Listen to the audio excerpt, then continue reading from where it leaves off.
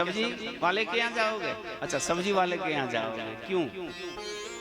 क्योंकि आपको पता है सब्जी सब्जी वाले के यहाँ ही मिलेगी, वो कपड़े वाले के यहाँ नहीं मिलती।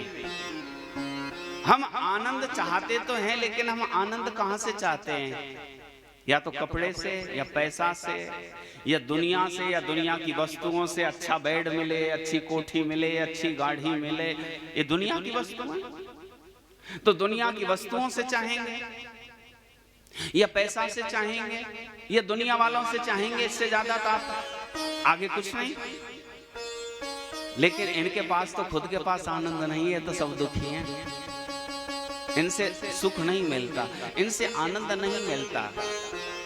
निर्धन कहे धनवान सुखी, निर्धन कहे धनवान सुखी, धनवान कहे सुख राजा कुहारे। राजा कहे महाराजा सुखी, और महाराजा कहे सुख इंद्र कुहारी। इंद्र कहे चतुरानन सुखी, ब्रह्मा ब्रह्मा कहे सुख विष्णु कुहारी।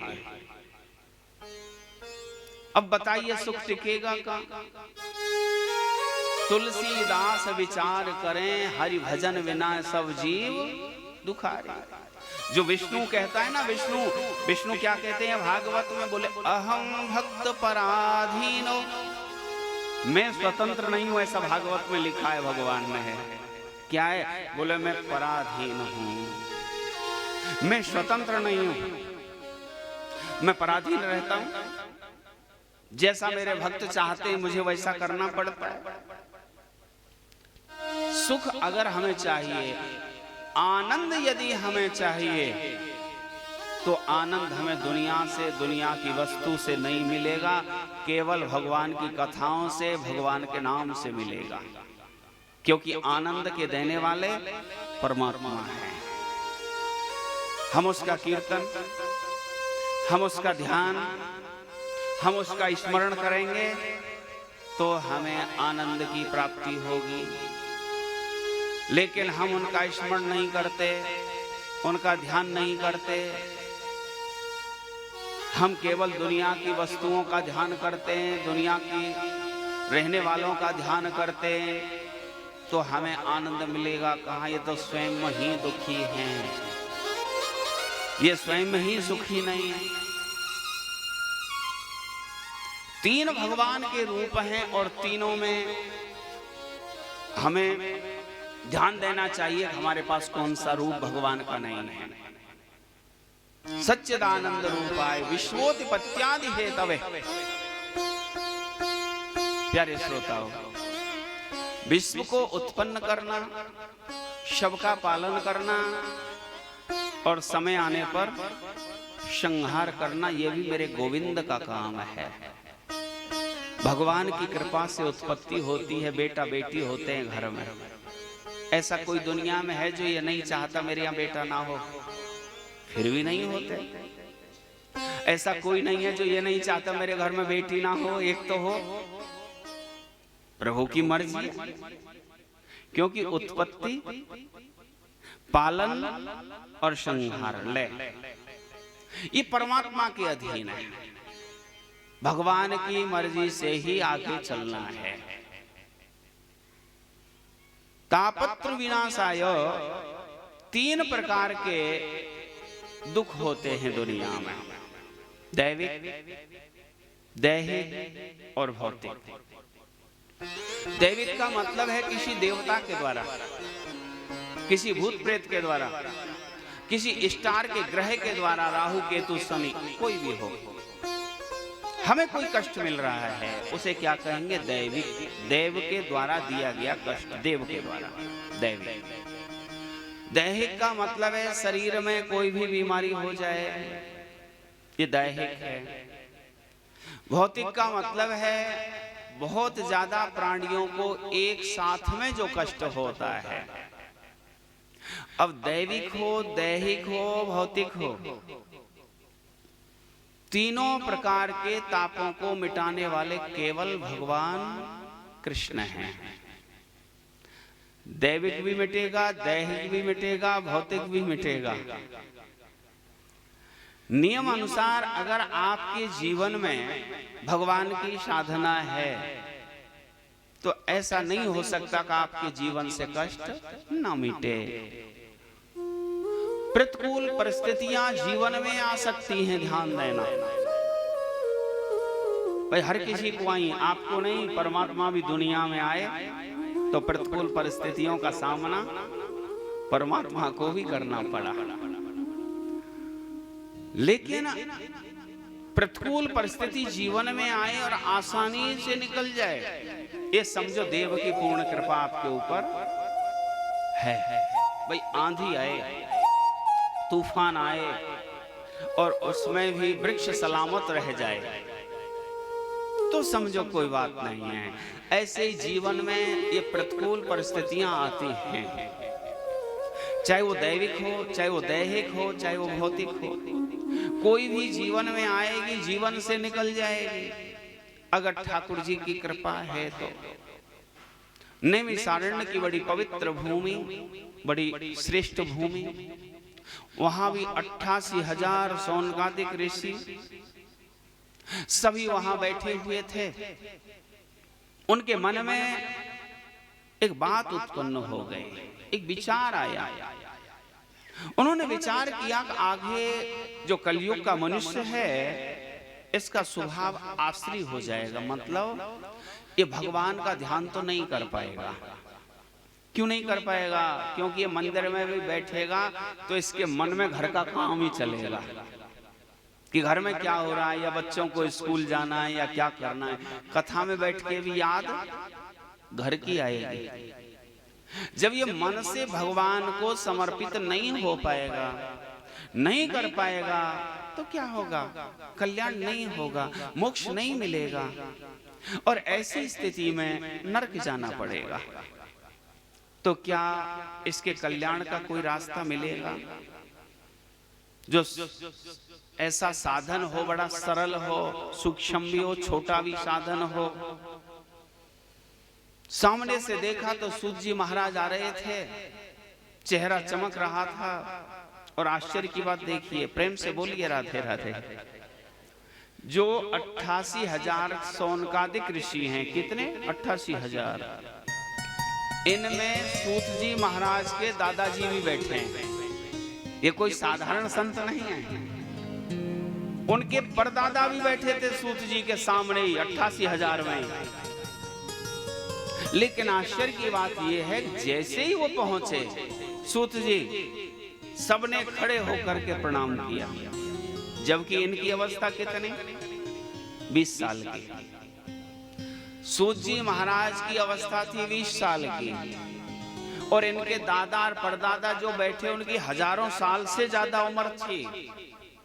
जो सामने बैठे थे वो भी खड़े होकर के प्रणाम करते हैं और आसन देते हैं। विद्वान सर्वत्र पूज्यते। अगर विद्वता है तो वहां उम्र मायने नहीं रखती, वहां उम्र को नहीं देखा जाता, फिर वो सदैव पूजनीय होता है। दादाजी ने भी प्रणाम किया, आसन दिया, बैठाया। जब वो बैठ जाते हैं तो प्रश्न किया, महाराज कलयुग के मनुष्य के कल्याण का रास्ता क्या होगा? सूत जी महाराज मुस्कुरा गए, आज तुमने प्रश्न बहुत अच्छा किया, क्योंकि ज्यादातर हमारे सामने जो प्रश्न किया जाता है वो यही किया जाता है, जी बेटा नहीं हुआ, सब काम धंधा नहीं चल रहा, सब फायदा नहीं होती, दुकान नहीं चलती। लेकिन आज सामने बहुत अच्छा प्रश्न, बोले कल्याण कैसे होगा? तो कल्याण संबंधी जो प्रश्न किया, सूत जी बड़े प्रसन्न हो गए कि हमारे मतलब की बात है। आज तुमने अच्छा प्रश्न किया। अच्छा बैठ, श्रीमद् भागवत की कथा सुनाता हूं। और भागवत भी कौन सी सुनाऊंगा? भागवत भी मैं वो सुनाऊंगा जो सूत जी महाराज कहते हैं, जो सुखदेव जी ने राजा परीक्षित को सुनाई थी, वही कथा कहता हूं। और ऐसा नहीं है कि ये भागवत कोई साधारण है। जब सुखदेव जी महाराज ने सुनाई तो स्वयं इंद्र अपना सिंहासन लेकर के चले आ रहे थे और सामने आकर के बैठे, महाराज मुझे कथा सुनाओ। अमृत का कलश भी था। बोले अमृत का कलश है, ये अमृत तो राजा परीक्षित को पिला दो और आप मुझे भागवत सुनाओ। सुखदेव जी ने कहा आप भागवत सुनने के अधिकारी नहीं हो। जहां अभिमान होता है वहां कृष्ण कथा कैसी। अगर अभिमान है तो कथा नहीं सुनाई जा सकती। दूसरी बात, अभिमान किस चीज का किया जाए? प्रेम से बोलिए राधे राधे। जो अभिमान है वो अभिमान किसका किया जाए? क्या पैसे का, या ताकत का, या ज्ञान का, या सुंदरता का, या उम्र का? किसका अभिमान किया जाए? कभी विचार किया? बड़े बड़े ज्ञानियों को मूर्ख बनते देखा है हमने, और आपने भी देखा है। जो बड़े बड़े ज्ञानी उनको मूर्ख बनते देखा जाता है। मूक होए वाचाल पंग चढ़े गिरवर। मूर्ख कब ज्ञानी हो जाए, उसकी नजर कब सीधी घूम जाए, कुछ नहीं कहा जा सकता। क्या भरोसा है वो कब ज्ञानी बन जाएगा? मूर्ख। कितनी कथाएं, कालिदास जैसी कितनी कथाएं आती हैं। अब आप कहें साहब वो बात तो ठीक है, लेकिन ज्ञान तो ज्ञानी मूर्ख हो सकता है और मूर्ख भी ज्ञानी हो सकता है। लेकिन ताकत, कितना भी ताकतवर हो, अगर ठाकुर जी चाहे तो एक पल में कमजोर हो जाता है।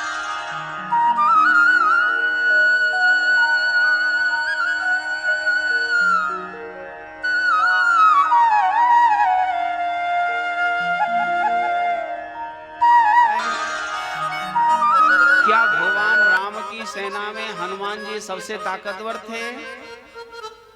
नहीं, हनुमान जी सबसे ताकतवर नहीं थे। रामायण बता रही है हनुमान जी से ताकतवरों की लिस्ट तो बहुत लंबी थी रामायण में। देवेद मयंक नील नल अंगद गद विकटास दध मुख के हर ने सट सट जामवंत बलरास। ये लिस्ट थी जो सबसे ज्यादा ताकतवर थे।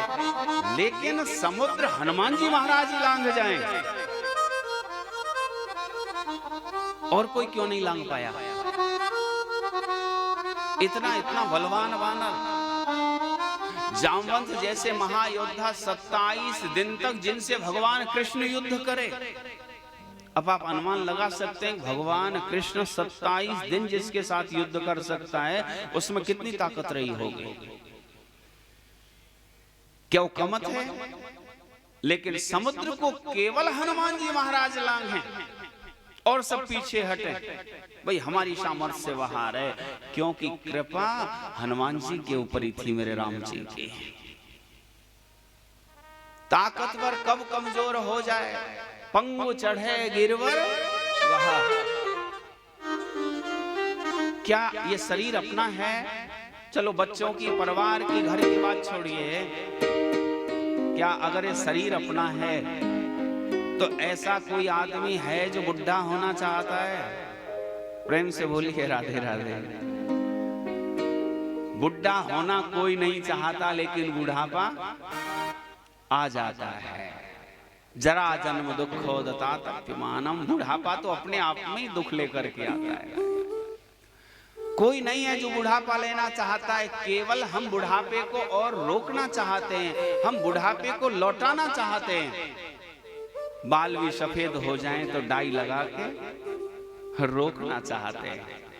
आंखें कमजोर हो जाएं तो चश्मा लगा के सही करना चाहते हैं। कानों से सुनना कम हो जाए तो मशीन लगा के सुनना चाहते हैं। क्यों? फिर बुढ़ापा क्यों आया? कहते हैं ना ममेच ममेच, मेरा हाथ, मेरा पैर, मेरा सर, मैं। अगर तू है तो बालकपन अच्छा लगता था, ठीक है, जवानी अच्छी लगती थी, लेकिन बुढ़ापा क्यों आया तो रोक नहीं पाया।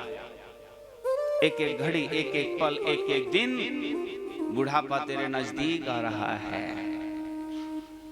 अगर ये शरीर तेरा है तो कुछ दिन के बाद तेरे पैर जवाब देने वाले हैं, तेरा वजन हमसे नहीं ढोया जाता। हाँ, पैर हिलते हैं और कहते हैं भाई देख बहुत दिन तेरा वजन ढोया, अब हमारी बस की बात नहीं है, और पैर भी साथ छोड़ देते हैं। कभी हम छड़ी का साथ लेते हैं, कभी बेटे के कंधे का साथ लेते हैं, कभी किसी दोस्त का कंधे का साथ लेते हैं, लेकिन पैर साथ छोड़ देते हैं। और एक दिन तो वो आता है, ध्यान रखना, कंठ गुरगुराते, घर घर की आवाज आती है, गला भी कहता है बहुत दिन भोजन अंदर पहुंचाया, अब मैं पानी भी अंदर नहीं पहुंचा सकता तेरा, घर घर होने लगती है, और प्राण निकल जाता है। दुनिया में कोई मरना चाहता है क्या? फिर हम मर क्यों जाते हैं? इसका मतलब ये शरीर मेरा नहीं है। नहीं, वास्तविकता यही है, मेरा नहीं है, किसी की अमानत है। शरीर मेरा नहीं है, किसी की अमानत है मेरे पास। जितनी चाबी भरी राम ने उतना चले, उसकी मर्जी से ही जन्म हुआ है, उसकी मर्जी से ही बालकपन, उसकी मर्जी से ही जवानी, और उसकी मर्जी से ही बुढ़ापा। हमारी मर्जी तो कहीं चली नहीं, इस पे कहां चली? फिर भी कहते हैं मेरा हाथ, मेरा पैर, मेरा सर, मैं का मतलब क्या हुआ रे? अभिमान किस चीज का करता है? शरीर तेरा नहीं है, केवल तुझे साहूकार ने दिया है सदुपयोग के लिए, तेरा नहीं है, तुझे मिला है, भगवान ने कृपा करी, तू 84 लाख योनि में भटक रहा था, भटकते भटकते भगवान की नजर पड़ा और भगवान ने दया कर दी। दया करके नवद्वारे पुरे देही, 9 दरवाजे वाला ये मनुष्य का शरीर दे दिया। क्यों दे दिया? बहुत परेशान है, कम से कम संबंध कर लेगा आत्मा और परमात्मा का। लेकिन शरीर मिलने के बाद इसकी इंद्रियों को देखा, इसकी सुंदरता को देखा, और इन सब को देखने के बाद मैं तो यही भूल गया कि मैं कौन हूं। क्या आप ये जानते हैं आप कौन हैं? प्रेम से बोलिए राधे राधे, प्रेम से बोलिए राधे राधे। क्या आप ये जानते हैं आप कौन हैं? क्योंकि आपको जो नाम मिला है वो जन्म के 10-12 दिन बाद मिला है, और जब ये शरीर छूटेगा तो वो नाम भी यहीं छूट जाएगा। लेकिन गीता कहती है मैं पहले भी था, मैं आज भी हूं, और मैं बाद में भी रहूंगा। तो इसका मतलब मैं अमुक आदमी को नहीं हूं। मेरा ये नाम, मेरी ये पहचान, मेरी ये शकल तो केवल जब तक मानी जाएगी जब तक ये शरीर है, उसके बाद नहीं मानी जाती। तो फिर मैं कौन? ये जानने और पहचानने के लिए मनुष्य देह प्राप्त होती है। दुर्लभो मानुषो देह देहिनाम क्षणभंगुर। ध्यान देना, मनुष्य का शरीर दुर्लभ है, सहज नहीं मिलता, जिसे आप इतनी सहज में ही निकाल रहे हो ना, सोने खाने में इस शरीर को, समय को निकालते जा रहे हो, ये इतनी आसानी से नहीं मिले। भाई जिसने पैसा मेहनत से कमाया हो, ध्यान देना, वो पैसे को इतनी जल्दी बर्बाद नहीं कर सकता। हाँ, माँ बाप की कमाई को कोई कैसे भी कर सकता है, लेकिन खुद की कमाई जब मेहनत से कमाए तो पता चलता है रे कैसे कमता है। ऐसे ही ये मानव देह है, एक एक दिन, एक एक रात्रि जो आपकी निकलती जा रही है, आप मृत्यु के नजदीक पहुंचते जा रहे हो, ये सहज नहीं मिलता। कहीं 84 लाख योनि के बाद, कहीं बहुत से कष्टों के बाद ये प्राप्त हुआ। कहते हैं महाराज जी और तो सब ठीक है, लेकिन आप जो कहते हो ना सुबह जल्दी जगो, बोले ये बस की बात नहीं है, सुबह जल्दी आंखें नहीं खोलती।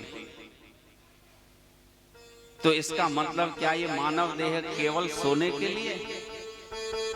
बाकी योनियों में बहुत सोते हैं, दिन में भी सोते हैं, रात्रि में भी सोते हैं, ड्यूटी भी नहीं जाना पड़ता, चाहे जितना सोए। लेकिन ये मनुष्य का जो जीवन है, इसका एक एक पल कीमती है, ध्यान देना। आपका एक एक क्षण कीमती है। प्रकृति बदल सकती है, नियम सिद्धांत सब बदल सकते हैं, लेकिन कोई भी युग आ जाए, कितना भी बदल जाए, भगवान का नाम तो लेना ही होगा यदि कल्याण चाहिए तो। बड़े भाग्यमान उस तन पावा, सुर दुर्लभ सद ग्रंथन गावा। साधन धाम मोक्ष कर द्वारा, पाहि न जहि परलोक सभारा। प्यारे बंधु, जिसने कथा श्रवण नहीं की, भागवत की कथा सहज प्राप्त नहीं होती, ये तो आप मान लेना। कथा में बैठकर भी कथा प्राप्त हो जाए, ये सोचने वाली बात है कि हमें कथा प्राप्त हो जाए सुनने को। बहुत हैं जहां तक माइक की आवाज भी जाती है, फिर भी आराम से अपनी खटिया में, बिस्तर में, धूप में, बोले क्यों? बोल कोई बात नहीं, कथा तो होती रहती है, होती रहती है। तो आज तक तुझे क्या मिला ये बता, तैने क्या सुना? क्या तेरे ऊपर कृपा हुई? क्या तैने सुना? नहीं। कि तुलसी पिछले पाप सो हरि चर्चा न सुहाय। तुलसी बाबा कहते हैं, यदि तेरा पीछे का पाप ज्यादा बाकी है तो कथा अच्छी नहीं लगेगी। धूप सेकना ही अच्छा लगेगा, ताश खेलना ही अच्छा लगेगा, फालतू की बात करना ही अच्छा लगेगा तुझे। क्यों? बोले पीछे का पाप है, तेने सुन नहीं रखी, तेरा पाप नहीं जाने दे रहा। क्योंकि सम्मुख होए जीव मोय जवही, जन्म कोट अधिनाशे तवही। जीव जब मेरे सामने होकर के चलना प्रारंभ कर देता है, तो मैं करोड़ों जन्मों के पाप को भी जला करके भस्म कर देता हूं। लेकिन ध्यान रखना, जाको प्रभु दारुण दुख देही, ताकि मति पहले हर ले। जिसे भगवान दुख देना चाहेगा तो पहले दुख नहीं, पहले उसकी बुद्धि का हरण करेगा। और बुद्धि का हरण कैसे करेगा? बोले कथा में मत जाना, मंदिर में मत जाना, पूजा मत करना, माँ बाप की सेवा मत करना, उनका सम्मान मत करना। उसकी बुद्धि का हरण कर लेगा। और जब बुद्धि का हरण हो जाएगा तो जीवन में कष्टों का आना प्रारंभ हो जाएगा। तो पहले उसकी बुद्धि का हरण कर लिया जाता है। कथा की तरफ चलना सहज नहीं है, ये देवताओं को दुर्लभ है। कथा सहज जीवन में प्राप्त नहीं होती। प्यारे बंधु, सूत जी महाराज सोनकातिक ऋषियों से कहते हैं, इंद्र जैसे राजा को कथा सुनने को नहीं मिली। को कांच को मणिर महाना, को कथा को सुधा। श्रीमद् भागवत अमृत जो है ये हीरे के समान है, और तेरा वैकुंठ का अमृत कांच के टुकड़े के बराबर है। इंद्र तो नाराज ही हो गया, मुझे कथा नहीं सुनाई, वापस गया। परीक्षित को मोक्ष मिला, नगाड़े बजे वैकुंठ में। पूछा क्या हुआ? वन महाराज परीक्षित को मोक्ष मिला। ये कथा कोई साधारण नहीं है, ध्यान देना। आजकल अपने आप को जो ज्ञानी मान करके बैठे, हम कहाँ सुने, हमने तो पूरी कथा सुन रखी है। ये समझ लेना कि किंचित किंचित विमूढ़स्य, मैं नहीं कह रहा, जैसा संतों ने लिखा है। थोड़ा थोड़ा ज्ञान जब किसी को होता है तो वो आदमी मूर्ख जैसा हो जाता है, ऐसा शास्त्र कह रहा है। किंचित किंचित विमूढ़स्य, थोड़ा थोड़ा ज्ञान जब होगा तो वो आदमी मूर्ख जैसी तो बात करेगा। वो बिल्कुल जड़ जैसा, मूर्ख जैसा बन जाएगा। उसके मन में क्या आएगा? मुझे ही बहुत ज्यादा ज्ञान है, उसके मन में ये आ जाएगा, मुझे बहुत ज्यादा ज्ञान है, मैं क्या कथाओं को सुनूंगा, मुझे क्या प्रयोजन है। लेकिन कहीं वो सुनने लगे, कथाओं में बैठने लगे और कुछ दिन सुने और कृपा होने लगे, तब उसे पता चलता है कि मैं तो मूर्ख था, ज्ञान तो मुझे अब हो रहा है कथाओं में जाने पर। पहले तो मुझे ऐसा अभिमान हो गया था कि मैं मूर्ख बन गया था। थोड़ा ज्ञान, ध्यान देना, अधूरा ज्ञान कभी भी विनाश की तरफ ले जाता है अपने आप को। ज्ञान हो, ठीक से हो, और जो ज्ञान है वो भक्ति से प्रेरित हो।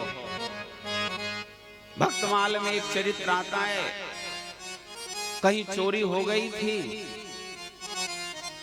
अब चोरी हुई, वहीं 3 बच्चे कहीं बाहर पढ़ने गए थे, बोले भाई इंग्लिश पढ़ेंगे, ज्यादा ज्ञान तो था नहीं। अब वहाँ कोई गुरुजी मिल गए, उन्होंने उन्हें इंग्लिश पढ़ाना कर दिया। बोले बेटा कोई कुछ कहे तो उससे यस कहना चाहिए। बोले हाँ यस। अब इतना ज्ञान नहीं, जब चोरी हो गई तो पुलिस वाले ढूंढते जा रहे, 3 जो देखे थोड़े अजीब से लगे, वहां से कुछ अलग। बोले ऐसा तो नहीं है कहीं ये चोर हो। बोले इधर आओ, तुमने चोरी करी? बोले यस। अब उन्हें पता नहीं था यस का मतलब क्या। अधूरा ज्ञान कभी भी विनाश की तरफ ढकेल देता है। ज्ञान शास्त्र सम्मत हो, भक्ति से ओतप्रोत हो, इसीलिए कहा है पहले भक्ति, भक्ति के बाद ज्ञान, और ज्ञान के बाद वैराग्य। आज हमारा वैराग्य भी कैसा है? केवल कपड़ों तक रह गया है।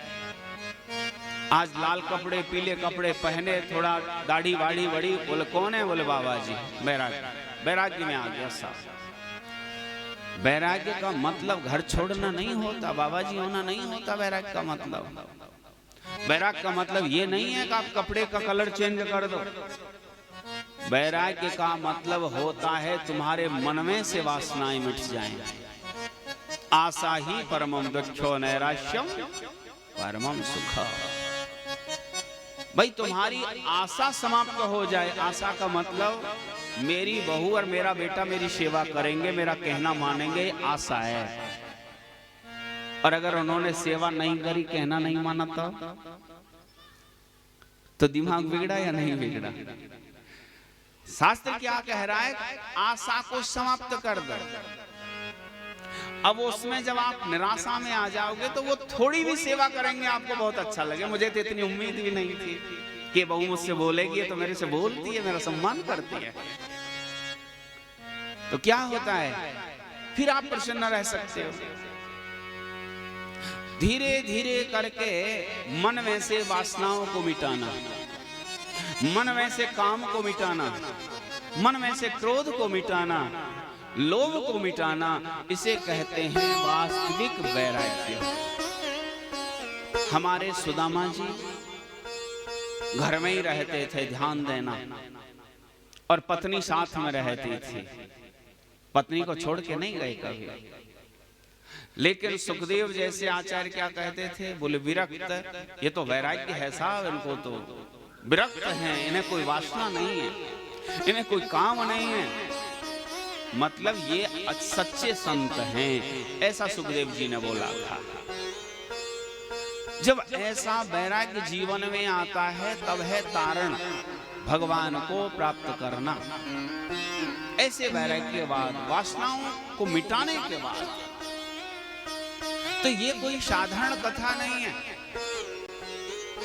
नारद जैसे संत जिस भागवत को बैठकर के सुने, भाई सुत दारा और लक्ष्मी पापी घर भी हुए, बेटा पत्नी और पैसा, ये तो पापियों के भी यहाँ होता है, सबके यहाँ होता है। लेकिन सत्संगत और हरि कथा तुलसी दुर्लभ दो। संतों की संगति और भगवान की कथा, ये दोनों ही दुर्लभ हैं जीवन में। और ये दोनों सहज प्राप्त नहीं होते। आप किसी से भी बात करेंगे अपने आप में सबसे बड़ा ज्ञानी है वो। मन से मूर्ख और योनि से दुखी कोई नहीं होता। बराबर उसके मन में अपने प्रति श्रेष्ठता होती है। बोले महाराज नारद जी ने भागवत सुनी? बोले हाँ। नारद जैसा संत 7 दिन एक जगह बैठे, ये समझ नहीं आया है। सुनाने वाला बोले संत कुमार, बड़े भाई नारद जी के।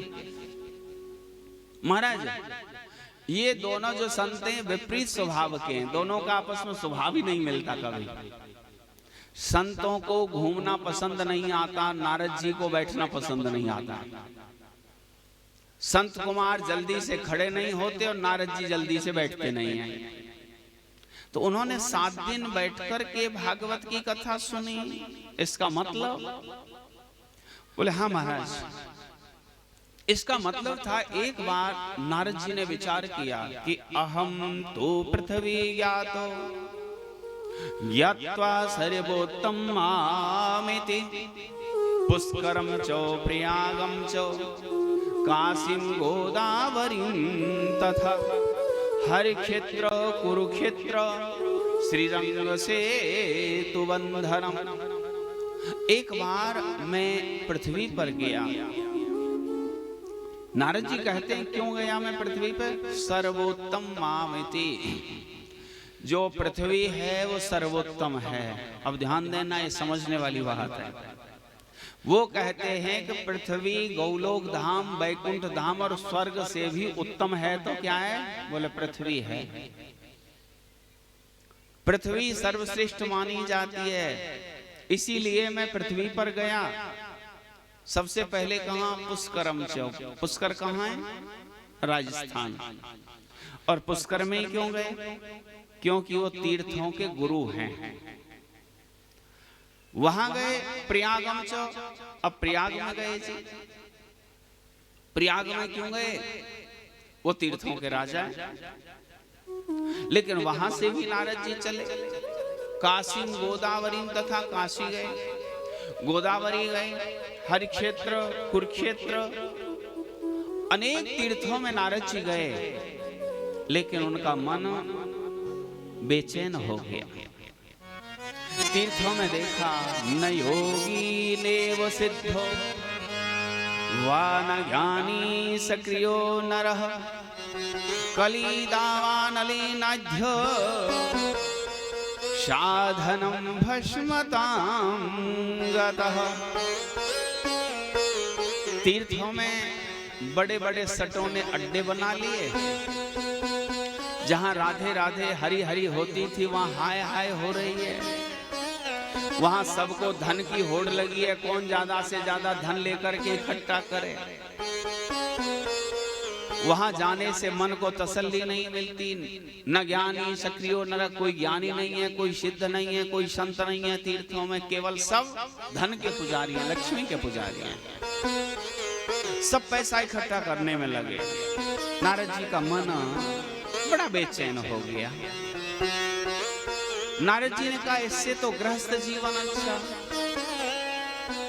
अब नारद जी ने गृहस्थ जीवन को देखा। बोले कम से कम वहां एक नियम से पूजा होती है, बच्चों का पालन होता है, परिवार का पालन होता है। जब उन्होंने जाकर के नारद जी ने देखा कि तरणी प्रहुता गे है साल को बुद्धिदायक। बोले गृहस्थ का नियम भी बदल गया है। प्रेम से बोलिए राधे राधे। गृहस्थ का नियम भी बदल गया। भाई इसमें क्या बदल गया है? तो आपके मतलब की बात आ गई। इसमें क्या बदला आपने? बोले तरुणी प्रभुता गए है घरों में। बोले स्त्री की प्रभुता हो गई है। अच्छा स्त्री की प्रभुता हो जाए वो भी मान ली जाए, लेकिन नारद जी क्या कहते? तरुणी नई बहू की प्रभुता है। बहू जैसे कहेगी वैसे ही मानना पड़ेगा। और अगर ना माने तो तुम्हारी रोटी अलग हमारी अलग, अलग कमरे में करो अपना खाना बनाओ। तरणी प्रभुता। या तो उसकी हाँ में हाँ कर लो, नहीं तो भाई घर टूट जाएगा। जबकि नियम क्या है? नियम तो ये था, घर में जो बुजुर्ग है, माँ हो, बाप हो, दादी हो, दादा हो, हमें उनका सम्मान करके उनका कहना मानना चाहिए। और जब तक घर में बुजुर्गों की चलती थी, घर जुड़े हुए थे, और जब बुजुर्गों की चलनी बंद हो गई तो घर बिखर गए, परिवार बिखर गया, फैमिली बिखर गई, सब तरणी पर होता। साल को बुद्धिदायक, साले की सलाह होने लगी घर में। कन्या विक्रेण लोभादः, बेटी का दान जो है यह सर्वश्रेष्ठ दान माना जाता है। सर्वदानेषु दुर्लभम, कन्यादान जिसे हम कहते हैं, कन्यादान सर्वश्रेष्ठ दानों में आता है। लेकिन बोले अब कन्यादान नहीं किया जाता। बोले क्या है? कन्या विक्रेण लोभादः, ऐसा नारद जी ने बोला। बेटियों को या तो बेचा जाता है या खरीदा जाता है। बोले महाराज वो कैसे? कन्यादान करते हैं, शादियां होती हैं। बोले नहीं, शादियां और कन्यादान नहीं, अब तो सीधा सीधा सौदा होता है। ये पूछते हैं कितने की पार्टी है, ये तो बताओ लगाएगा कितना। ये नहीं पूछते कि दोनों की मैचिंग कैसी है, संयोग नहीं, लगाएगा कितना। बोले साहब ये 20 लाख लगाएगा, तो बोले ये तो अभी कम है, थोड़ा कोई 40 तक का देखो। अब इसे क्या कहेंगे, सौदा कहेंगे या कन्यादान? प्रेम से बोलिए ना, राधे राधे। ये सौदा है, बेचना या खरीदना। कन्या विक्रेण लोभादः, लोभ के कारण खरीदा जाता है या बेचा जाता है। प्यारे बंधु, नारद जी का मन बड़ा बेचैन हो गया, क्योंकि गृहस्थ जीवन खुशियों से भरपूर जीवन बनाया। अच्छा ये भी ध्यान देना, हमारा गृहस्थ जीवन देखो, ब्रह्मचारी, गृहस्थ, वानप्रस्थ और सन्यास, इनमें सबसे सुखद, सबसे आनंदित और खुशियों से परिपूर्ण अगर एक आश्रम है तो वह है गृहस्थ आश्रम। क्योंकि उसमें कभी बेटे का जन्म, कभी बेटे का विवाह, कभी होली, कभी दीपावली, कोई ना कोई त्योहार, नित्य उत्सव, कोई ना कोई उत्सव किसी ना किसी बहाने से हमारे घरों में चलता ही रहता है। हमारे में नहीं है तो रिश्तेदार के में, रिश्तेदार के में नहीं है तो पड़ोसी के में, उसी से हम डांस कर लेंगे, सब पड़ोसी के यहीं कर लेंगे, वहीं मनोरंजन हो जाएगा। तो ये सबसे प्रसन्न रहने वाला जो है यह है गृहस्थ आश्रम। अब नारद जी ने देखा, लेकिन नहीं, ये तो गृहस्थ आश्रम में भी दुख से जीवन व्यतीत कर रहे हैं, टेंशन में जी रहे हैं, पशु जैसा जीवन हो गया है रे। टेंशन का एक बोझ सर पर लेकर के ढो रहे हैं, तो फिर मानव में और पशु में फर्क क्या होगा? अब वो भी जीवन खुशियों से भरपूर नहीं रहा, आनंदित जीवन नहीं रहा। स्थिति ये हो गई है, घर में अगर 5 आदमी है तो एक जगह बैठकर बात नहीं कर सकते।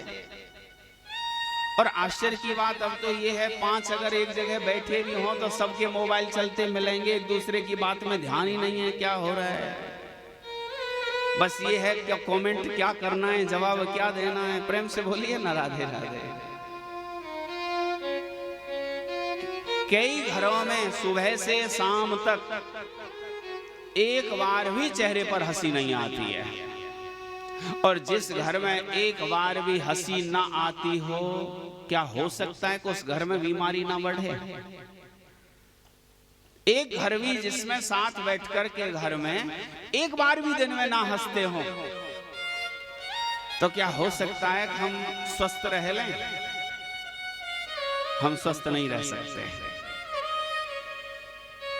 क्योंकि प्रसन्नता से अगर आप रहेंगे तभी आप स्वस्थ रहते हैं। नहीं तो मानसिक वेदना जो है, मानसिक बीमारी, मानसिक पीड़ा जो है, टेंशन जिसे कहते हैं, ये समस्त बीमारियों को जन्म देती है।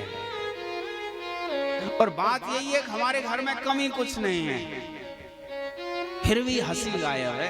ये क्यों? आखिर कारण क्या है? नारद जी ने देखा नहीं, इनका जीवन भी टेंशन भरा हो गया, कोई फायदा नहीं इनको इनके यहाँ भी रहने से। नारद जी यहाँ से भी चल पड़े, तीर्थों से आए, धामों से आए, अब गृहस्थ जीवन को भी देखा तो नारद जी का मन बड़ा बेचैन हो गया, सुकून नहीं मिल रहा। नारद जी ने सोचा हम चलें वृंदावन के लिए। जब नारद जी ने विचार कर लिया कि हमें वृंदावन के लिए चलना है, तो आइए आपको भी वृंदावन की मानसिक यात्रा कराएंगे, क्योंकि आप शरीर से यहीं बैठे रहना, कहीं भाग जाओ फिर कथा कौन सुनेगा। लेकिन अब यहाँ से मन से एक बार वृंदावन की तरफ चलते हैं और वहां जाकर के आपको दर्शन करना है। प्रेम से बोलिए राधे राधे। चलो रे मन श्री वृंदावन धाम हो,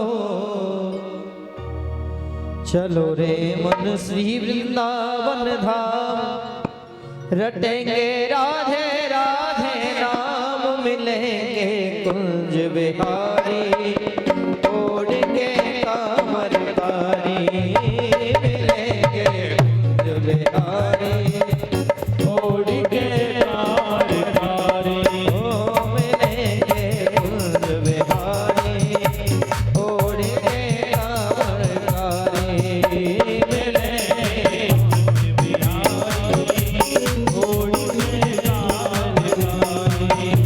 चलो रे मन श्री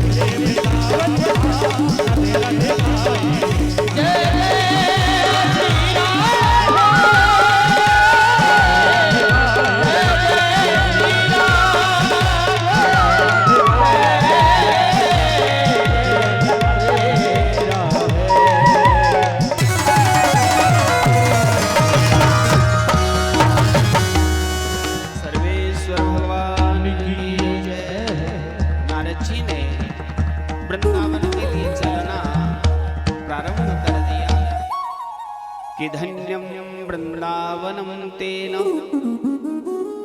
भक्तिर्नित्यति यत्र च। धन्य है वृंदावन जहां साक्षात भक्ति महारानी नृत्य करती है। नारद जी ने प्रवेश किया वृंदावन में, प्रसन्नता होने लगी, रोमांच होने लगा। कुछ आगे चलकर के नारद जी ने देखा एक युवती है, वो रो रही है। हजारों सखी सेवा भी कर रही हैं, कोई पसीना पोंछती है, कोई पंखा हिलाती है, कोई पग दबाती है, वो रो रही है। फिर भी नारद जी ने सोचा ये कौन है कि वृंदावन आके भी रोती है रे। पर ये संसार है, कोई रोता है, कोई हंसता है, हमें चलना चाहिए।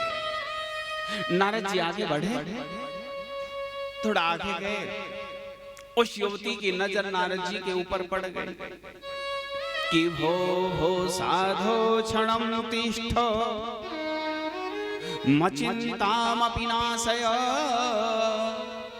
दर्शनम तव लोकस्य सर्वथा गुहरम परम। हे संत जी, हे संत जी, एक क्षण मेरे पास बैठ जाओ, मेरे पास बैठो। क्षणम तिष्ठो, एक क्षण, केवल एक क्षण मेरे पास बैठो। नारद जी ने कहा तू कौन है? मैं जानता नहीं, मैं तेरे पास बैठ जाऊं? बोले मचिंतामपि नाशय, आप जैसा संत मेरे पास बैठ जाए तो मेरी चिंताओं का नाश हो जाएगा। एक क्षण बैठ जाइए महाराज। देखो मेरे दो पुत्र हैं, ज्ञान और वैराग्य, और दोनों मेरे सामने मूर्छित होकर के पड़े। आप कोई ऐसा प्रयोजन करो इनकी मूर्छा दूर हो जाए। नारद जी ने वेद पाठ और गीता पाठ शुरू कर दिया। ज्ञान प्रवृद्धताम रे शीघ्र वैराग्य प्रवृद्धताम। अरे ज्ञान खड़े हो जाओ, अरे वैराग्य खड़े हो जाओ। थोड़ी अंगड़ाइयां लेते हैं और फिर मूर्छित होके धड़ाम से गिर जाते हैं। आकाशवाणी हुई नारद जी, यदि इनकी मूर्छा को दूर करना चाहते हो तो कोई सत्कर्म करो। नारद जी ने सोचा सत्कर्म का मतलब क्या है। नारद जी ने कहा देवी वृथा खेत जैसे बालो अहो चिंता तुरा कथम। व्यर्थ की चिंता को छोड़ और भगवान के चरणों का ध्यान कर। भगवान तेरी चिंता को मिटा देंगे, केवल भगवान के चरणों का ध्यान कर। समझाया, वहां से चले। जब वहां से चले जा रहे तो अपने बड़े भैया संत कुमार मिले, नारद जी को प्रणाम किया। भैया सत्कर्म का मतलब क्या है? सत्कर्म किसे कहते हैं?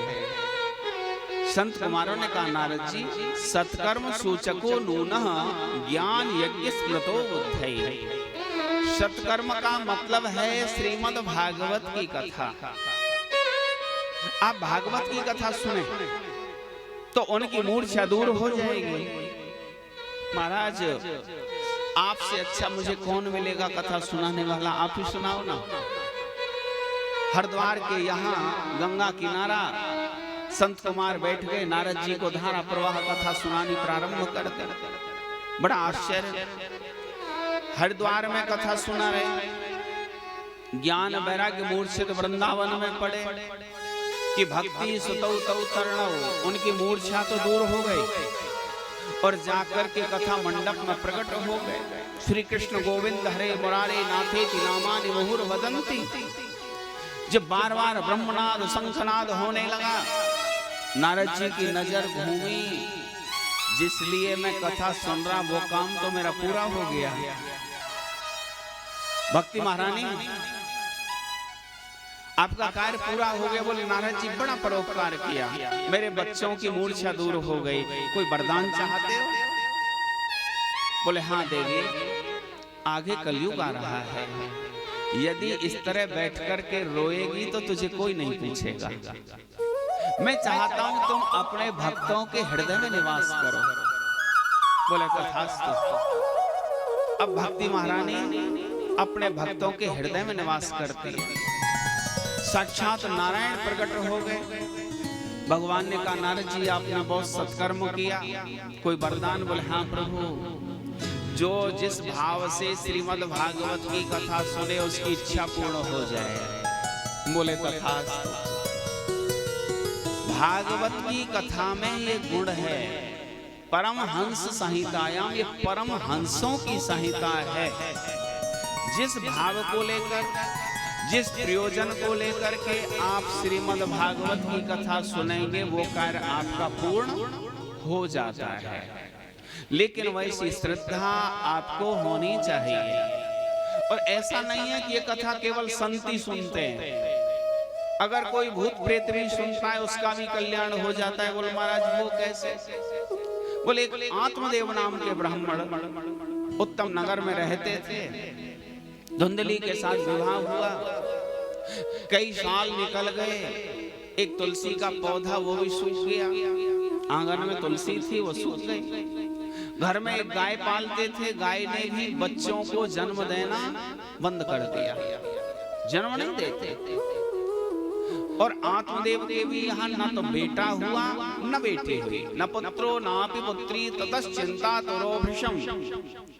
आधे से ज्यादा जिंदगी निकल गई। एक दिन मन में बड़ी चिंता हुई,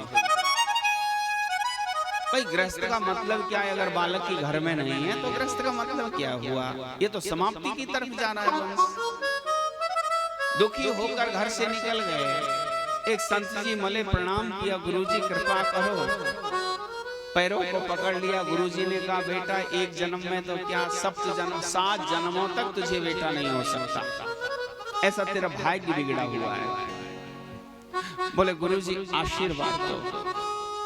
मैं जानता हूं आप चाहें तो मेरा भाग्य भी बदल सकते हैं। संत हृदय नवनीत समाना। संत का हृदय तो मक्खन से भी कोमल होता है। प्रसाद लिया दे दिया, जा भगवान कृपा करेंगे। ये प्रसाद लेकर के गए, धुंधली को दिया। अब आश्चर्य की बात यह है कि धुंधली ने प्रसाद नहीं खाया और प्रसाद को लिया, रोने लगी। सकल पदार्थ हैं जगमाई और कर्महीन नर पावत। प्रसाद हाथ पे रखा है उसके बाद नहीं खा सकती, ये है कर्म की गति, कर्महीनता। और उसने क्या विचार किया, प्रसाद क्यों नहीं खाया? उसके मन में क्या भाव था कि लालने पालने दुखम प्रसूतायाश्च वर्तते, वंध्या वा विधवा नारी सुखनी चेत में मति, तरुणी कुटिलातस्य सकग्रे च रोदः, अहो चिंतामवोत्पन्ना फलं चाहं न भक्षे। मैं फल को खाना नहीं चाहती। क्यों नहीं चाहती? बोले 9 महीने गर्भ धारण करना मेरे बस की बात नहीं है। प्रसव पीड़ा को सहन करना ना ना बिल्कुल मेरे बस की बात नहीं है। और लालने पालने दुख, बच्चे का लालन पालन करना, कभी दूध पिलाना, कभी कपड़े बदलना, कभी साफ करना, ये मेरे बस की बात नहीं है। मैं नहीं चाहती। छोटी बहन आई, छोटी बहन ने वो फल गाय को फेंक दिया और गाय फल को खा गई। बोले टेंशन ना ले, ब्राह्मण से कह देना मैंने फल खा लिया। समय निकल गया जी। छोटी बहन ने बेटे को जन्म दिया, छुपा करके बड़ी बहन के पास भेज दिया, ब्राह्मण को बता दो बेटा हुआ है। धुंधली ने ब्राह्मण को बता दिया कि बेटा हुआ महाराज। ब्राह्मण तो बड़े खुश हो गए। चलो भगवान ने सुनी तो सही हमारी। अब देखो हमारा नाम है आत्मदेव और हमारे बेटा का नाम होगा परमात्मा देव। हमसे बड़ा, हमसे महान। धुंधली ने कहा 9 महीने गर्भ में हमने धारण किया, प्रसव पीड़ा को सहन किया, बच्चे का लालन पालन किया, और जब नाम रखने का समय आया तो पूछा तक नहीं, अपने नाम से मिला के रख दिया, अपनी मर्जी से। सुनो, नाराज होने की कोई बात नहीं है। इस बच्चे का नाम मैं अपनी मर्जी से रखूंगी, आगे आप जाने, आपका काम जाने। मेरा नाम है धुंधली और मेरे बेटे का नाम होगा धुंधकारी। बोले क्या? बोले हाँ। अब उसका नाम धुंधकारी रख दिया। यथा नाम तथा गुण। वो तो जुआ खेलने लगा। बाजी लगाने लगा। इधर जो गाय है उसने भी एक बच्चे को जन्म दे दिया। अब उसके जो कान है वो तो गाय जैसे, बाकी पूरा शरीर मनुष्य जैसा है। भाई ये तो गाय जैसे कान वाला, इसका नाम गौकर्ण है। उसका नाम ही गौकर्ण हो गया। गौकर्ण महाज्ञानी धुंधकारी थी महाखल, दैत्य जैसा आचरण करने वाला। एक दिन आत्मदेव जी ने फिर घर छोड़ दिया, क्योंकि मेरे स्वर्ग जैसे घर को इसने नरक बना दिया है। और नरक जैसे घर में मैं नहीं रहना चाहता, मैं नहीं रह सकता। आत्मदेव जी चले गए, गौकर्ण जी महाराज भी चले गए। एक दिन धुंधकारी ने माँ का गला पकड़ लिया, बोले नशा करने को पैसा चाहिए मुझे, पैसा नहीं मेरे पास, और अगर सुबह होने तक पैसा नहीं दिया तो गला दबा के मार दूंगा, तेरी हत्या कर दूंगा। घबरा गई बेचारी, क्या करे, बड़ी घबराहट, बड़ा डर मन में, ये तो राक्षस है। रात्रि को कुएं में गिर गई बेचारी, आत्महत्या कर ली। अब तो अकेला रह गया जी, कोई रोकने वाला नहीं, कोई कहने वाला नहीं। बड़े बड़े डांके डालता है, वैश्यगामी हो गया। इतने डांके डालता है, बहुत पैसा इकट्ठा कर दिया लूट करके घर में। एक दिन विचार किया न वैश्याओं ने, अगर किसी दिन पकड़ा गया तो नाम तो हमारा भी आएगा, और जब हमारा नाम आएगा तो हमें भी पकड़ा जाएगा। क्यों ना इसे मार दें। जब वो नशा करके लेटा तो उसके गले में फांसी का फंदा डाल दिया। फांसी के फंदे को खींचने लगे, अब वो तड़फड़ा करके प्राण नहीं निकल रहे तो जलता हुआ अंगार मुंह में ठूंस दिया, झटपटा करके प्राण निकल गए। भयंकर प्रेत योनि को प्राप्त हो गया, भयंकर प्रेत बना। एक दिन गौकर्ण जी महाराज का विचार हुआ कि हम चलें और अपनी जन्मभूमि का दर्शन करें। जननी जन्मभूमश्च स्वर्गादपि गरीयसी। जन्मभूमि किसे प्रिय नहीं होती। अपनी जन्मभूमि का दर्शन करने के लिए आए। रात्रि का समय, जैसे ही रात्रि को दर्शन करते हैं, देखा कभी तो गधे की छाया, कभी भैंसे की छाया। गौकर्ण जी ने कहा, दुष्टात्मा तू कौन है और मुझे क्यों सता रहा है। एक मनुष्य की छाया खड़ी हो गई। जल के छींटे जैसे ही लगाए, उस छाया ने बोलना शुरू कर दिया कि अहम भ्राता तदयोऽस्मि धुंधकारीति नामतः स्वकीयेनेव दोषेण ब्रह्महत्या नासितं मया। मैं हूं, मैं तेरा भैया धुंधकारी। बोले तेरे लिए तो मैंने गया में पिंडदान कर दिया। ध्यान देना भागवत की तरफ, प्रेम से बोलिए राधे राधे। बोले तेरे लिए गया में पिंडदान कर दिया। और भागवत में धुंधकारी ने क्या कहा, बोले एक बार नहीं 100 बार पिंडदान कर लेना, 100, मुझे मुक्ति नहीं मिलेगी। भाई तेने तो एक बार पिंडदान किया, 100 बार भी पिंडदान जाकर के करे, मुझे मुक्ति नहीं मिलने वाली। मेरे मोक्ष का कोई उपाय करिए। अब सोचा और क्या उपाय, बोले ऐसा कर अब तो जा। सुबह हुआ, गौकर्ण जी महाराज ने स्नान किया, अपनी पूजा करी और भगवान सूर्य से प्रश्न किया, जिस भयंकर प्रेत की मुक्ति गया श्राद्ध से भी नहीं हुई, उसके मोक्ष का कोई साधन। बोले श्रीमद् भागवत की कथा सप्ताहे वाचनम करो। वो भी 7 दिन में नियम अनुसार होनी चाहिए, उसे मोक्ष मिल जाएगा। गौकर्ण जी महाराज को कहीं जाना थोड़ा ही था, सामने आसन बिछा दिया। धुंधकारी नामक प्रेत तू कहाँ आकर के कथा सुन, तेरे नाम की कथा कर रहा। धुंधकारी बैठ गया, आकर के कथा सुनने लगा। हवा चलती है तो आसन से उड़ जाता है, संत आते हैं तो खड़ा होना पड़ता है सम्मान में। भाई ऐसे तो कथा में रुकावट आ रही है। अब वहां बांस खड़ा हुआ था एक, वो भी नीचे से कटा हुआ। जा करके बांस के अंदर बैठ गया। जब बांस के अंदर बैठा, पहले दिन की कथा हुई तो प्रथम ग्रंथि भेदनम, तीसरे दिन की कथा तो तृतीय ग्रंथि भेदनम, और जब 7 दिन तक कथा चली तो सप्त ग्रंथि, पूरा बांस बीच में से फट गया। दिव्य देह धारण कर ले, सामने से विमान आया, विमान में बैठ करके भगवान के धाम के लिए गमन किया। आज तो धुंधकारी नामक जो प्रेत आत्मा थी वो दिव्य देह धारण करके जाने लगी। गोकर्ण जी महाराज को बड़ी प्रसन्नता हुई, बड़ा आनंद हुआ कि मैंने भगवान की आराधना करी, भगवान की मैंने भक्ति करी। अब ये तो मैं ही जानता हूं कि मुझे क्या खोया क्या पाया। भक्ति का रंग कोई भक्ति ही जानता है, मान लेना। गोकर्ण जी महाराज बड़ी प्रसन्नता से संतों को वंदन करने लगे, प्रार्थना करने लगे। ये मैं जानूं या वो जाने,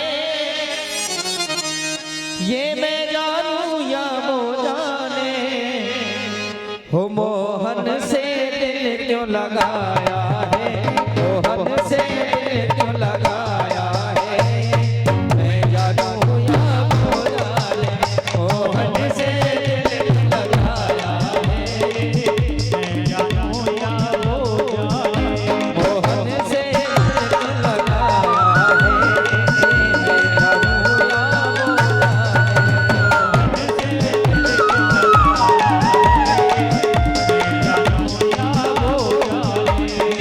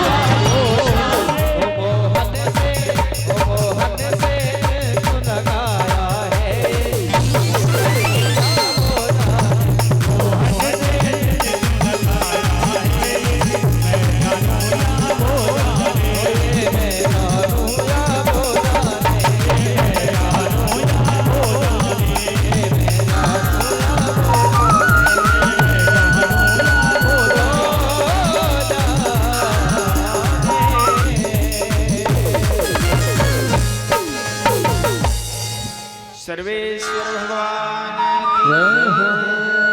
प्यारे बंधु, भागवत के नियमों का वर्णन किया गया। भागवत का नियम है कि निराहार रह करके भागवत सुननी चाहिए। यदि ना हो सके तो एक समय फलाहार ले लें, ऐसा भी ना हो सके तो एक समय फलाहार दूसरे समय भोजन ले लें। ध्यान रहे भागवत जी की परिक्रमा करें। 7 दिन में आपको क्रोध नहीं आना चाहिए, क्रोध ना करें। ये भी ध्यान रहे कि 7 दिन में आप झूठा ना खाएं और ना किसी को खवाएं।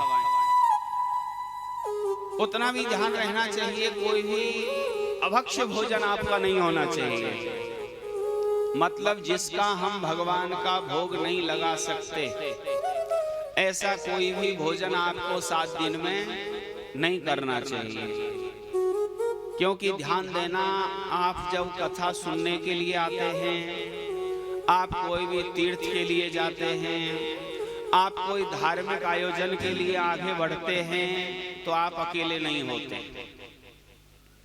आपके साथ में आपके जो भी कुल देवता होते हैं, पितृ देवता होते हैं, इष्ट देव होता है, वो आपके साथ होता है। जब आप बुरा काम करने जाते हैं तो राक्षस आपके साथ होते हैं, और अच्छे काम की तरफ चलते हैं तो देवता होते हैं। तो इसलिए 7 दिन में हमें देव जैसा काम ही करना चाहिए। देव जैसा काम होना चाहिए, देव जैसा भोजन होना चाहिए, देव जैसा आचरण होना चाहिए, ब्रह्मचारी अवस्था होनी चाहिए। मिथ्या भाषण ना करें, झूठ ना बोलें।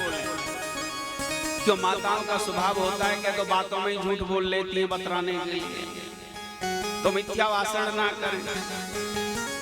श्रीमद् भागवत का आज ये पहला दिन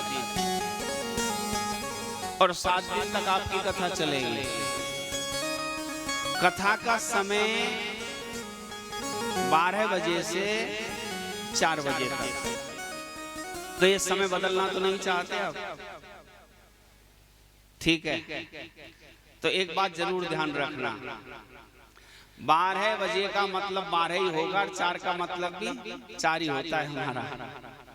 क्योंकि हमारा बैठने का समय और हमारा विश्राम देने का समय बिल्कुल अपने हिसाब से सही चलता है। तो कहीं आप ये ना सोचें कि 12 बजे कहा है तो 2 बजे से पहले करेंगे नहीं। अभी जिस कथा को मैं करके आया, कथा पूरी हो गई, उसके 2 घंटे बाद एक श्रीमान जी आए, जानी पहचानी हस्ती। उस संयोग की बात थी, हम बैठे पंडाल में ही थे, कुछ मिलने वाले आ गए तो वहीं बैठे। अब वहां देखा सब खाली। बोले कैसे महाराज जी कथा? मैंने कि भाई 4 बजे का टाइम था, अब 5:45 बज रहे। साहब ज्यादातर हमने तो 100% शेड्यूल देखा है, तो समय से 2 घंटा पीछे ही चलती हैं कथाएं। तो मैंने कि साहब यहाँ नहीं चलती। अरे महाराज जी गलती हो गई, कल मैंने कि आज 7वां दिन था, पूरी हो गई, कल भी कुछ नहीं। अब आपको भंडारा खाने आना है तो कल आ जाना 12 बजे। बोले ये तो बड़ी गलती हो गई साहब, हम तो यही समझ रहे 2 घंटा तो लेट चलेगी, सबकी चलती है। मैंने कि साहब यहाँ नहीं, सही 11:30 बजे हमारा म्यूजिक शुरू हो जाएगा, 12 बजे हम गद्दी पे, और 4 बजे आपकी आरती। तो आज हम यहीं विश्राम देंगे। ये पहला दिन था, थोड़ा समय भी कम, इसलिए थोड़ा जल्दी चले हम कथा में। अब बड़े भाव से आप खड़े होकर के भगवान की आरती करेंगे। प्रेम से बोलिए राधे राधे। जले ज्वाला स्थले ज्वाला ज्वाला पर्वतमस्तके त्रैलोक्यव्यापिनी ज्वालां ज्वाला देवी नमोस्तुते। ज्वाला मालिन्यै नमः, रत्नेश्वर्यै नमः, गन्धाक्षपुष्पाणि समर्पयामि। एतगुं हविः प्रजननं अस्तुतसवीरगुं सर्वगणगुं स्वस्थये आत्मशनि प्रजाशनि पशुशनि लोकशन्यभयशनि। अग्निः प्रजां बहुलां वे करोत्वन्नं पयोरेतो अस्मासु रक्तम्। मैं आरती तेरी गाऊं, होके सब कुंज में हारी। मैं आरती तेरी गाऊं, होके सब कुंज में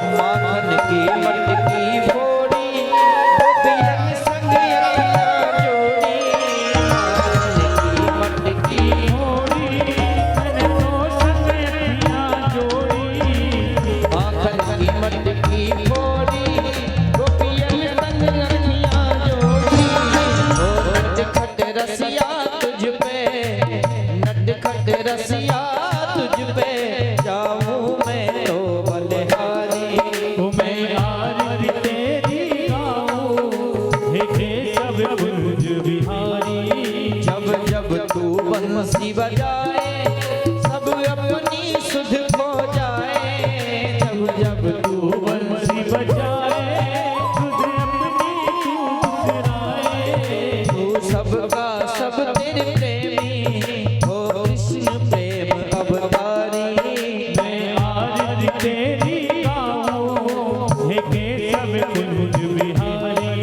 जो आए शरण तिहारी विपदा मिट जाए सारी। जो आए शरण तिहारी विपदा मिट जाए सारी। हम सब पर कृपा रखना, हम सब पर कृपा रखना, हो जगत के पालनहारी। मैं आरती तेरी गाऊं हे केशव कुंज बिहारी। राधा संग प्रीति लगाई और प्रीति की रीत चलाई। राधा संग प्रीति लगाई और प्रीति की रीत चलाई। राधा रानी के प्रेमी, राधा रानी के प्रेमी, ओ राधे रास बिहारी। मैं आरती तेरी गाऊं हे केशव कुंज बिहारी। कर्पूर गौरम करुणावतारम संसार सारम भुजगेन्द्रहारं सावसंतम हृदयानंदे भवं भवानी स्वयं नमामि। त्वमेव माता जगता त्वमेव त्वमेव मनोज सखा त्वमेव त्वमेव वेदा द्रविणं त्वमेव त्वमेव सर्वं मम देवो देव। मैं आरती तेरी गाऊं ओ केशव कुंज बिहारी। मैं आरती तेरी गाऊं हे केशव कुंज बिहारी। हे केशव कुंज बिहारी, हे केशव कुंज बिहारी। हे केशव कुंज बिहारी। माराटिकं शीतलीकरणं शङ्खमध्ये स्थितं तोयं भ्रामितं केशवोपरि